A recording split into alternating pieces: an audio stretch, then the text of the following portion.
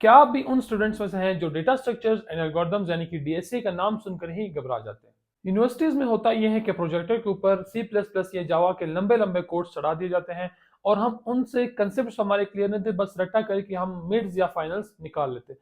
लेकिन जब हम सॉफ्टवेयर हाउस में जाते हैं, वहां पे जब हमसे कोई सिंपल सा लॉजिक पूछता है डीएसए के रिलेटेड, तो हम बिल्कुल ब्लैंक हो जाते हैं। So hello everyone, I am Mohammad Saqib and you are watching Bytes Blitz YouTube channel.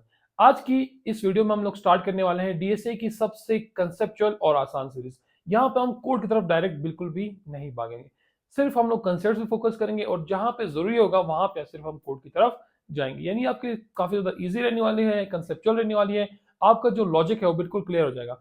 और आज की सीरीज में आपको बताऊंगा कि आप किस तरह से रियल वर्ल्ड में आप किस तरह से सोचते हैं प्रॉब्लम्स को सॉल्व करते वक्त। सो अगर आप कंप्यूटर इंजीनियरिंग, आईटी या सॉफ्टवेयर के स्टूडेंट है तो ये प्लेलिस्ट आपकी प्रोग्रामिंग लाइफ बदल देगी। अब इससे पहले अगर हम लोग ये समझते हैं कि डीसी एक्चुअली में है क्या और डायरेक्ट उसकी तरफ जाते हैं, उससे पहले मैं आपको कुछ चीजें बताना चाहता हूँ। इस प्लेलिस्ट को मैंने डिवाइड किया हुआ है 6 फेजेस के अंदर, जिसमें आपको 30 प्लस वीडियोस देखने को मिलेंगी जो कि बिल्कुल कंसेप्चुअल होंगी और इजी होंगी। मतलब हर एक कंसेप्ट आपको बिल्कुल बिगिनर वे में एडवांस तक लेके समझाया जाएगा। तो फेज वन में हम लोग एब्सोल्यूट फाउंडेशंस पढ़ेंगे। डीएसए से पहले आपको क्या चीजें पता होनी चाहिए वो मैं आपको फेज वन के अंदर बताऊंगा। फेज टू में हम जो है लीनियर डेटा स्ट्रक्चर्स, फिर साथ साथ नॉन लीनियर डेटा स्ट्रक्चर्स के बाद और कुछ सर्चिंग या सॉर्टिंग के जो एल्गोरिथम्स है, उसके बाद जो हमारे पास लास्ट फेज होंगे उसमें हम लोग एडवांस डेटा स्ट्रक्चर्स को कवर करेंगे। ये प्लेलिस्ट मैंने बिल्कुल इजी रखी हुई है, बिल्कुल बिगिनर से अगर आपको डीएसए के बारे में कुछ भी नहीं पता तब भी आप इसको आराम से लेके चल सकते हैं। आपके सारे फाउंडेशंस यहाँ पे मैं स्टार्टिंग में क्लियर कर दूंगा। So without wasting any more time, let's start the journey of learning. चलिए आप सबसे पहले ये समझते हैं कि डीएसए है क्या। गूगल, माइक्रोसॉफ्ट और इस तरह की जो बड़ी बड़ी कंपनीज है वो अपने इंटरव्यू में सिर्फ डीएसए के क्वेश्चंस ही क्यों पूछते हैं और ऐसे टास्क क्यों देते हैं जिनमें डीएसए इन्वॉल्व होता है। तो एक सिंपल सी एनालॉजी के साथ मैं आपको इसको समझाना चाहूंगा। फॉर एग्जाम्पल, आप एक रूम में है और उस रूम में जो है 10,000 प्लस आपने बुक्स जो है जमीन पे रखी हुई है। और अगर मैं आपको कहता हूँ कि आप मुझे हैरी पॉटर की एक बुक निकाल के दें, तो आपको कितना टाइम लगेगा वो बुक ढूंढने में? आपको शायद घंटे लग जाए, शायद 10 मिनट्स 20 मिनट्स लग जाए वो एक बुक निकाल के देने में। तो ये जो हमारे पास कंप्यूटर की लैंग्वेज में इस डेटा स्टोरेज को हम लोग कहते हैं इनएफिशिएंट वे। यानी आपको क्विकली वो डेटा बार बार नहीं मिलेगा। अगर आपको फॉर एग्जाम्पल कोई और बुक ढूंढनी है, कोई और चीज चाहिए, तो आपको दोबारा से वही टाइम लगेगा उसको ढूंढने में। तो ये हमारे पास एक इनएफिशिएंट वे होता है। और अगर मैं आपको सिंपली कहता हूँ कि आप एक बुक शेल्फ खरीद लें, उस बुक शेल्फ के ऊपर आप जो है बुक्स को ऑर्गेनाइज करें अल्फाबेटिकली ए टू जेड के ऑर्डर में, और फिर मैं आपको कहूँ कि आप मुझे हैरी पॉटर की बुक निकाल के दें, तो आप पहले उस शेल्फ के पास जाएंगे, वहां पे देखेंगे, अल्फाबेटिकली स्टार्ट करेंगे, ए से एच तक आएंगे, एच में जाके आप वो बुक निकालेंगे और मुझे लाके दे देंगे। तो ये जो आपने स्टेप बाय स्टेप प्रोसेस किया, हम इसको कहते हैं एल्गोरिथम। और जो आपके पास बुक शेल्फ पड़ी है वो डेटा स्ट्रक्चर है, और उसके अंदर जो आपके पास बुक्स पड़ी उसको हम सिंपल डेटा यूनिट्स कहते हैं।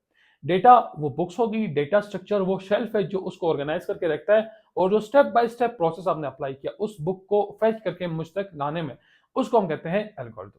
So viewers, based on this example, हमारे पास जो कंप्यूटर होता है उसकी रैम काफी लिमिटेड होती है, और हमें जितने टाइम में वो डेटा लाके यूजर को दिखाना होता है वो टाइम में हमारे पास लिमिटेड होता है। यानी ये नहीं कि आपके पास अनलिमिटेड स्टोरेज है, ऐसा नहीं होता। और ऐसा भी नहीं है कि आपके पास अनलिमिटेड टाइम है, यानी आप जितना टाइम बेशक लगाएं यूजर को कोई फर्क नहीं पड़ता।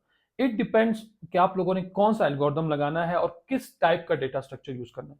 यहाँ पे हमने सिंपली एक बॉक्स शेल्फ यूज किया था, आप बाद में कोई कबर्ड भी यूज कर सकते हो, कोई और वे भी आपके पास होगा चीजों को ऑर्गेनाइज करके रखने में, बेस्ड ऑन की यूजर की नीड्स क्या है या आप कौन सा डेटा स्ट्रक्चर वहां पे यूज करना चाहते हैं। सो एक अच्छा सॉफ्टवेयर इंजीनियर वही होता है जिसको पता होता है कि मेन टाइम पे यूजर की नीड्स के अकॉर्डिंग आपको कौन सा डेटा स्ट्रक्चर वहां पे यूज करना है, ताकि कम से कम मेमोरी यूज हो और कम से कम टाइम लगे।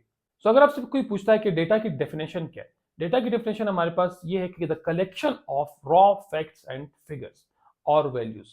एक ऐसा कलेक्शन जिसमें आपके पास कुछ डेटा पड़ा हुआ है लेकिन उसका कोई सेंस नहीं बनता, उसके कोई आप उस मीनिंगफुल इंसाइट्स नहीं निकाल सकते, उसको हम डेटा कहते हैं। अगर आप डेटा से कुछ मीनिंगफुल इंसाइट्स निकाल सकते हैं तो उसको हम इंफॉर्मेशन कहते हैं। लेकिन अगर डेटा बिल्कुल अनऑर्गेनाइज्ड है, फैक्ट्स हैं, फिगर्स हैं, नंबर्स हैं, पिक्चर्स हैं, वीडियोस हैं, वो बिल्कुल ऐसी फॉर्म में पड़ी जिससे हमें कोई भी फायदा नहीं होता। अगर हम उसमें सर्च भी करना है तो हमें काफी ज्यादा टाइम लगता है, उससे हम कोई इंसाइट्स भी नहीं निकाल पाते, तो हमारे पास सिंपली डेटा कहलाता है। और अगर हम बात करें कि डेटा स्ट्रक्चर क्या होता है, तो डेटा स्ट्रक्चर हमारे पास एक तरीका है, it is a way of organising, managing and storing data in computers RAM memory, so it can be accessed, used and modified efficiently. यानी एक ऐसा तरीका जिसमें आप कंप्यूटर की रैम मेमोरी के अंदर डेटा को स्टोर कर सकते हो और अपने नीड्स के अकॉर्डिंग उसको मैनेज कर सकते हो, उसको अपडेट कर सकते हो, उसको रिमूव कर सकते हो वहां से इफिशियंट वे में, ना कि आपको ज्यादा टाइम ही ना लगे। इफिशियंटली यानी अगर आप किसी चीज को एक्सेस करना हो तो जितना जल्दी पॉसिबल हो, जितनी कम मेमोरी यूज करके पॉसिबल हो, आपको वो वैल्यूज वहां से आप फेच करके ला सके। और अगर हम लोग बात करें एल्गोरिथम की, तो एल्गोरिथम हमारे पास एक स्टेप बाय स्टेप प्रोसेस होता है किसी भी एक काम को कंप्लीट करने का। A step by step process to complete any task, और we can say a step by step solution to a problem is called an algorithm. अगर आपको सिंपली एक शॉप से ग्रोसरीज लेके आनी है तो उसका एल्गोरिथम क्या होगा? फर्स्ट ऑफ ऑल आप अपने घर से बाहर जाएंगे, ठीक है, कोई बाइक या कार या पैदल आप उस शॉप की तरफ जाएंगे, शॉप पे जाके उसको अपनी चीजें बताएंगे, फिर वो जो है आपको चीजें देगा, फिर आप पेमेंट करेंगे और चीजें लेके वापस घर तक आएंगे।